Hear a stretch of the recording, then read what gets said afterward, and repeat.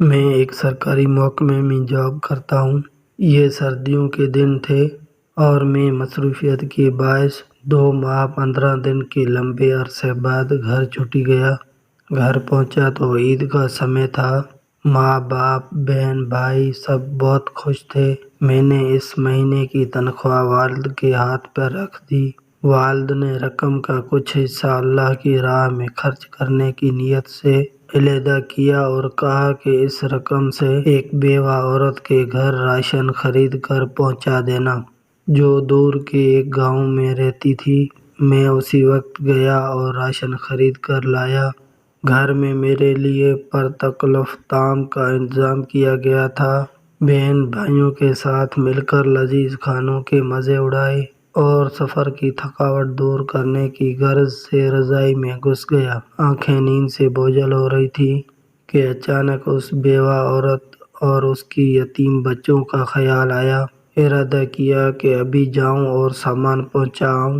طبیعت میں سستی تھی، سوچا کل پہنچا دوں گا، لیکن بعد میں خیال آیا میں تو پرتکلف کھانے کا مزہ لے چکا ہوں، کہیں وہ بچے بھوکے نہ ہوں۔ اسی وقت تلاؤ سے نکلا، ایک چادر اوڑھی، تھیلا موٹر بائیک پر رکھا اور اس کے گھر کی طرف نکل پڑا۔ شدید سردی تھی، دھند بھی زیادہ تھی۔ ایک دور گاؤں میں اس عورت کا گھر تھا۔ اس کا شوہر مزدوری کرتا تھا اور 4 بچے تھے۔ ایک ناگہانی حادثے میں شوہر کی موت ہو گئی اور اب اس کے یتیم بچوں پر دست شفقت رکھنے والا کوئی نہ تھا۔ قسمت بھی بہت ستم ظریف ہے۔ خیالات کا ایک سمندر لیے اس بیوہ عورت کے گھر کے باہر پہنچا۔ گھر کیا تھا بلکہ ایک ڈربہ تھا۔ ایک کمرہ، چھوٹا سا صحن اور ایک خمیدہ سی 4 دیواری تھی۔ دروازہ کھٹکایا تو ایک 5 سالہ بچی باہر آئی، جس کے چہرے پر پریشانی، خوف اور بھوک نمایاں تھی۔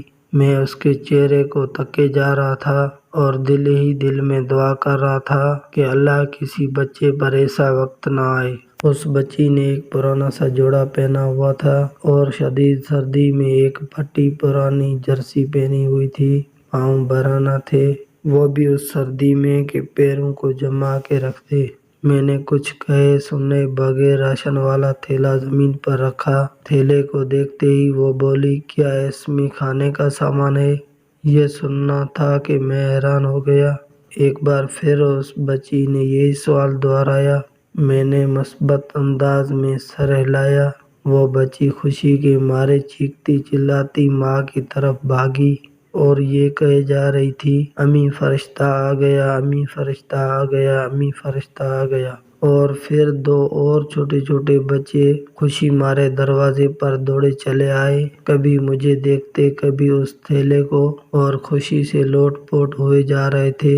میری آنکھوں سے آنسو رواں ہونے لگے، ہونٹ کھپ کھپا رہے تھے اور جسم میں ایک سرد لہر سی دوڑ رہی تھی۔ یا اللہ، یہ کیا ماجرا ہے؟ کیوں یہ بچے مجھ گنہگار کو فرشتہ سمجھ بیٹھے ہیں؟ انہی سوچوں میں غلطان تھا کہ ایک خاتون جو ان کی ماں تھی، دروازے پر آئی اور دروازے کی اوٹ میں کھڑی ہو کر رواں سی آواز میں یہ کہنے لگی، میرے بچے 2 دن سے بھوکے تھے۔ غیرت گوارا نہیں کرتی کہ کسی کے آگے ہاتھ پھیلاؤں۔ میرے مرحوم شوہر بھی محنت مزدوری کرتے تھے مگر کبھی کسی کے آگے ہاتھ نہ پھیلایا تھا۔ ان کے چلے جانے کے بعد ان کی دیکھ بھال کرنے والا کوئی نہیں۔ رشتہ داروں نے ہاتھ کھینچ لیے اور محلے والے بھی مدد نہیں کرتے، مگر کبھی کبھی آپ جیسے نیک دل لوگ مدد کر دیتے ہیں۔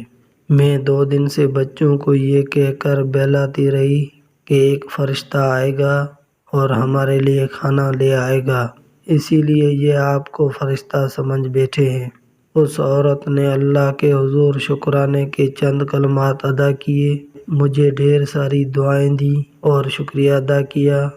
میں وہاں سے واپس ہوا، میرے آنسو رکنے کا نام ہی نہیں لے رہے تھے۔ زندگی میں کبھی خود کو اتنا پرسکون محسوس نہیں کیا جتنا آج کر رہا تھا، اور اندازہ لگایا کہ ایک بے بس انسان کی مدد کرنے سے جو روحانی سکون ملتا ہے وہ کسی اور کام میں نہیں۔ ہمارے ارد گرد ایسے بہت سے غربا ہوتے ہیں جو مستحق ہونے کے باوجود کسی کے آگے ہاتھ نہیں پھیلاتے، مگر مدد کرنے والے ہاتھوں کے منتظر ضرور رہتے ہیں۔ 2 وقت کی روٹی ہی ان کا کل جہاں ہوا کرتی ہے۔ ایسے لوگوں کی مدد کرنی چاہیے، وہ ایک وقت کھانا ہی کیوں نہ ہو۔ گھر آیا تو ماں نے پوچھا، بیٹا اتنی رات کو کہاں چلے گئے تھے بنا بتائے؟ میں بے ساختہ بولا، امی فرشتہ بننے گیا تھا۔ تو دوستو ویڈیو کو لائک کریں، مزید ایسی کہانیاں سننے کے لیے ہمارے چینل کو سبسکرائب کریں اور ساتھ میں بیل آئیکن کو پریس کریں تاکہ ہماری ہر نئی ویڈیو آپ کے پاس بآسانی پہنچ سکے۔